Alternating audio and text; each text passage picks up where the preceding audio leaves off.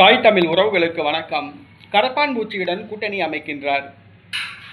கரப்பான்பூச்சியுடன் கூட்டணி அமைக்கின்றார் என்ற தலைப்பில் இந்த காணொளியை நாம் காண்கிறோம். கரப்பான்பூச்சி கட்சி என்ற ஒரு கட்சி ஆரம்பிக்கப்பட்டது. மகாராஷ்டிராவை சார்ந்த அபிஜித் திப்கே என்பவரால் ஆரம்பிக்கப்பட்டது.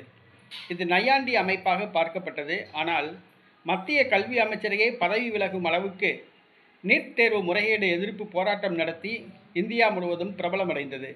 ஜென்ஸ் இளைஞர்களை கவர்ந்துள்ளது. இந்த கட்சி நடத்திய போராட்டம் இந்தியா முழுவதும் இந்த கட்சிக்கு மிகப்பெரிய நற்பெயரை தேடித்தந்தது.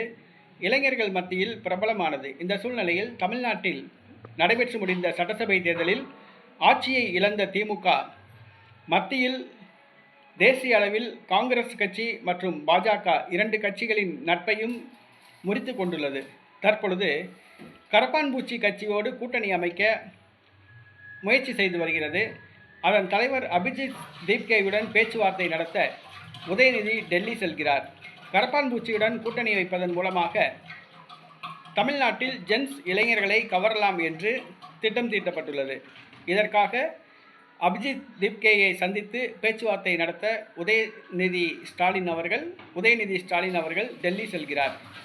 வருகிற பாராளுமன்ற தேர்தலில் கரப்பான்பூச்சி கட்சியுடன் கூட்டணி வைக்க திமுக முடிவு செய்துள்ளதாக கூறப்படுகிறது.